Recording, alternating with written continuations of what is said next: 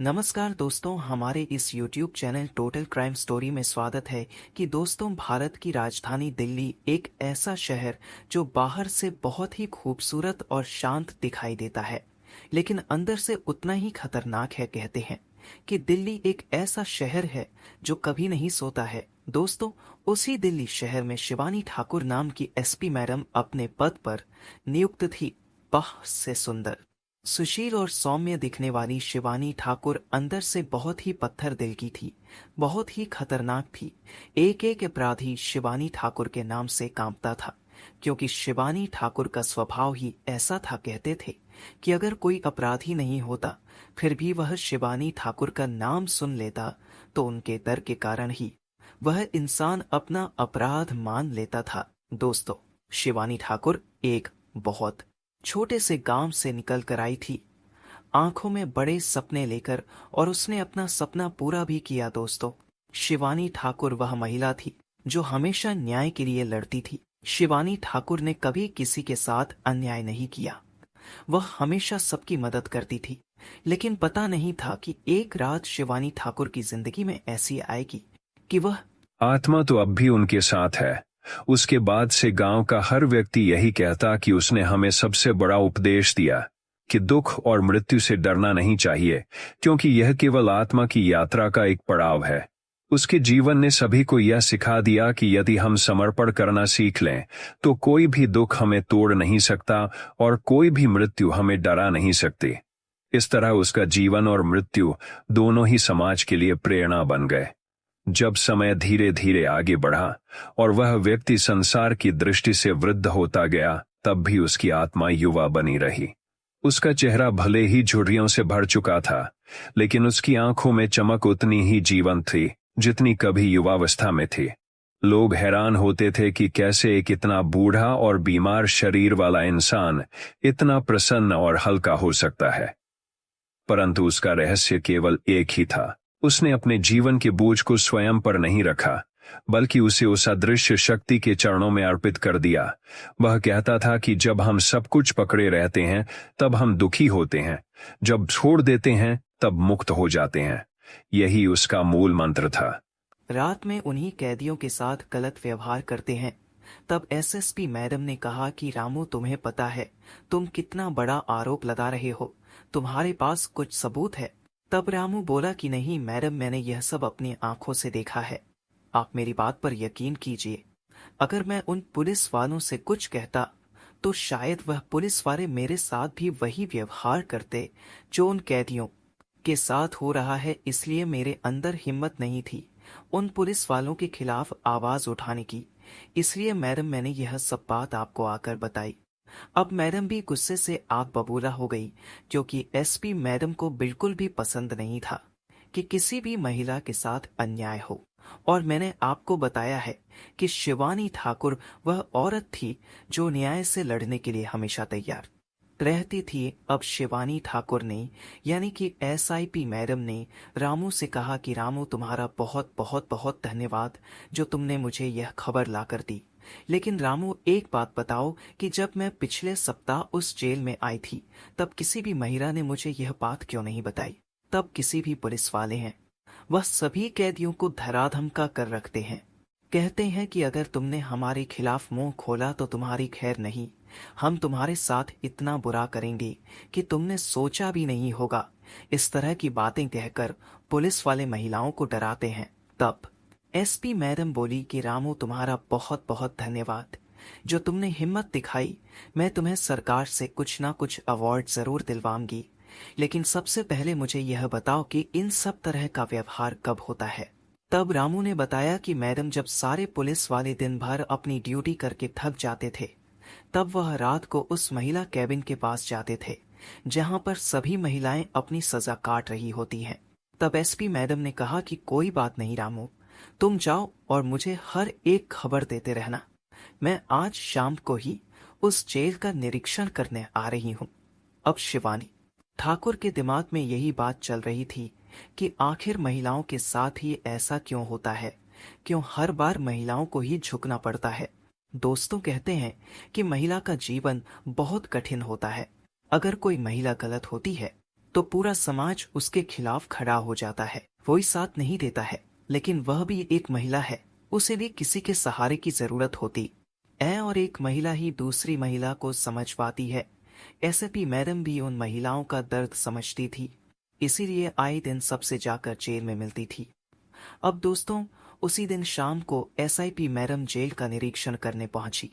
जब SP madam ने सब कुछ देखा तो एसपी मैडम को बाहर से तो सब कुछ अच्छा लग रहा था, लेकिन आंधी रात में उस जेल के अंदर क्या हो रहा था वह सिर्फ वहां की कैदी महिलाएं ही जानती थी।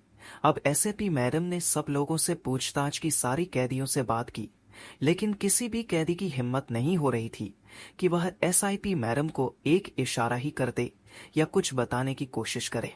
तब एसएपी मैडम समझ गई थी कि यह सब अपना मुंह ऐसे नहीं खोलेगी। दोस्तों, दूसरे दिन एसएपी मैडम वापस अपने कैबिन में बैठकर यही सोचने लगी कि आखिर में इन सब का भांडा कैसे फोड़ूं, कैसे उन पुलिस वालों को बाहर लेकर आऊं जो महिलाओं का शोषण कर रही हैं, उनके साथ गलत व्यवहार कर रही हैं, उनका फायदा उठा रही हैं। तब एसएसपी मैडम ने सोचा कि अगर मुझे पर्दाफाश करना है तो मुझे ही आज रात जेल में कैदी बनकर जाना पड़ेगा। अब दोस्तों, वह रात आ ही गई थी जिस रात ने एसपी मैडम की जिंदगी उजाड़ दी थी। लेकिन किस तरह एसपी मैडम इन सब से लड़ी और जीती, यह भी मैं आपको वीडियो में आगे बताऊंगा दोस्तों। वह 18 मार्च गुरुवार का दिन था। रात के 2 बज रहे थे। कुछ पुलिसकर्मी ड्यूटी पर सो रहे थे, कुछ पुलिसकर्मी रखवाली कर रहे थे और कुछ पुलिसकर्मी महिलाओं के साथ इस मौज मस्ती कर रहे थे और उनका फायदा उठा रहे थे। अब एसपी मैडम भी कैदी के कपड़े पहनकर तिहाड़ महिला जेल में घुस गई, लेकिन उसे यह पता नहीं था कि वह जिंदा बाहर आएगी या नहीं भी आएगी, क्योंकि कहते हैं कि जेल एक ऐसी जगह है जहां पर खून भी माफ होता है। अगर कोई कैदी किसी कैदी की हत्या कर दे तो वह भी माफ होता है। अगर कोई पुलिस वाला किसी कैदी को मारे तो भी वह माफ होता है। अब दोस्तों, रात के 3 बजे कैदी के कपड़े पहनकर शिवानी ठाकुर सबसे पहले जेल के अंदर पहुंची और उसी इलाके में गई जहां पर महिलाएं अपने कैबिन में बंद थी। उस कैबिन के बाहर कुछ पुलिस वाले बैठे हुए थे, जो कुछ लोग महिलाओं से डायर दबा रहे थे, कुछ लोग महिलाओं से पैर दबा रहे थे, कुछ पुलिस वाले महिलाओं के साथ गलत व्यवहार कर रहे थे। जब एसपी मैडम ने यह सब कुछ देखा तो उनके पैरों तले भी जमीन खिसक गई। अब एएसपी मैडम को यह तो पता था कि वह अगर जेल में जा रही है तो उसे कुछ ना कुछ तो सबूत चाहिए ही होंगे। न्याय दिलाने लिए नहीं तो एसएसपी मैडम खुद ही फंस सकती थी। तब उस एसपी मैडम जब उस जेल में उस रात आई तो एसपी मैडम एक गुप्त कैमरा और एक छोटा सा माइक अपने कॉलर में लगाकर गई। जैसे ही एसपी मैडम वहां पर गई तो एक पुलिस वाला एसपी मैडम के पास आया और कहने लगा कि तुम कौन हो? मैंने तो तुम्हें आज तक यहाँ पर नहीं देखा, तुम्हारा नाम क्या है? तब एसपी मैडम ने कहा कि साहब, मैं आज ही आई हूँ, सुबह ही मुझे यहाँ पर लाया गया है। तब एक पुलिस वाले ने कहा कि तुमने क्या अपराध किया है? तब एसपी मैडम ने कहा कि तुमने क्या अपराध किया है? तब एसपी मैडम ने कहा कि तुम एसपी मैडम ने कुछ नहीं किया है। तब 2-3 पुलिस वाले वहीं पर मौजूद थे और वह कहने लगे कि सब यही कहते हैं कि मैंने कुछ नहीं किया है, तुम्हारा नाम क्या है? तब एसपी मैडम ने अपना नाम रुक्मणी बताया। अभी नाम बहुत अजीब था, इसलिए वहां पर जितने भी पुलिस वाले थे वह सभी यह नाम सुनकर जोर जोर से हंसने लगे और मजाक बनाने लगे, कहने लगे कि अरे यह भी कोई नाम होता है, चलो मेरे पैर दबा दो, आज मेरे पैर बहुत दुख रहे हैं। तब एसपी मैडम ने कहा कि साहब, मैं यहाँ पर सिर्फ अपनी सजा काटने आई हूँ और अभी तक यह प्रूफ नहीं हुआ है एल की मैंने ही हत्या की है, मैं आपके पैर क्यों दबाऊं? तब 2 दरोगा बोले कि हे जरा सवाल जवाब मत करो, चुपचाप जैसा सर कह रहे हैं वैसा करो, वरना अभी तो मैं ऐसे कैबिन में ले जाऊंगा कि तुम उस कैबिन से बाहर आने खाए नहीं रहोगी। तब एसपी मैडम कहने लगेंगी, चाहे कुछ भी हो जाओ, मैं यहाँ पर पुलिस वालों के पैर दबाने नहीं आई हूँ, मैं यहाँ पर अपनी सजा काटने आई हूँ। मुझे झूठे आरोप में फंसाया है, मुझे माफ कर दो, मैं आपके पैर नहीं दबाऊंगी। एल तब एक महिला आई और उसने कहा कि बेटा, यह जो बोल रहे हैं वैसा करो, अगर नहीं किया तो ये तुम्हें बहुत जलील करेंगे, तुम्हें बहुत जलील करेंगे, तुम्हें बहुत मारेंगे। तब एसपी मैडम कहने लगे कि नहीं, तुम इनसे क्यों डरती हो। तब वह महिला बोली कि बेटा, हमें डर कर रहना पड़ेगा, क्योंकि यहाँ पर इनका ही राज्य चलता है।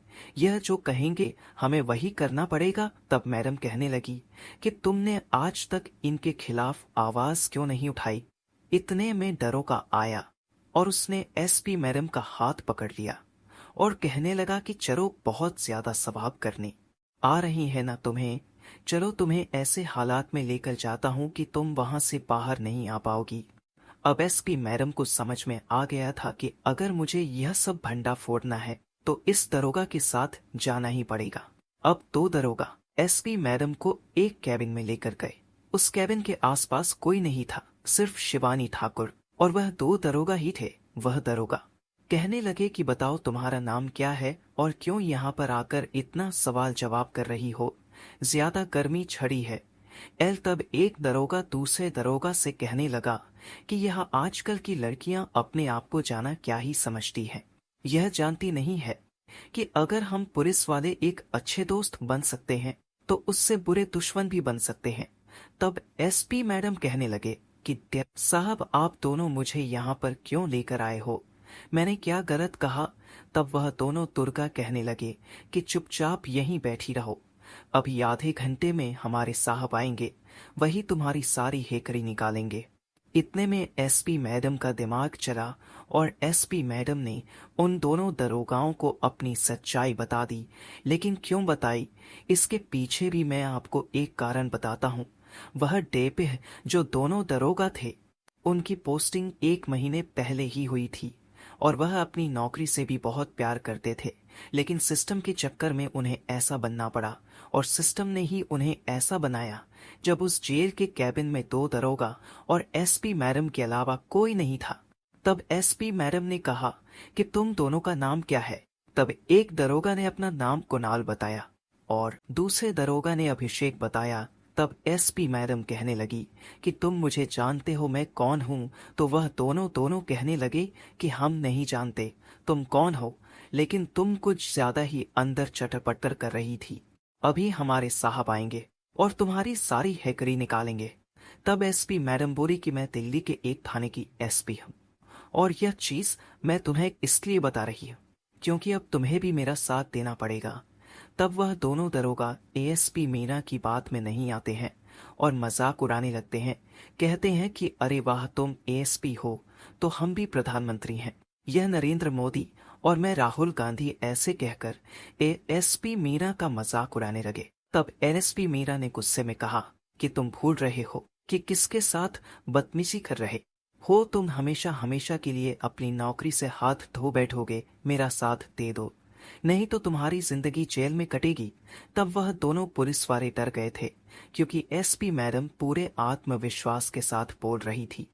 तब एसपी मैडम ने अपनी जेब में से एक कार्ड निकाला और वह कार्ड जब उन दोनों दरोगा को दिखाया तो वह दोनों दरोगा खड़े खड़े थरथराने लगे, कांपने लगे और एसपी मैडम के पैर में गिरकर बोलने लगे कि मैडम, हमें माफ कर दो, जो हमने आपको नहीं पहचाना।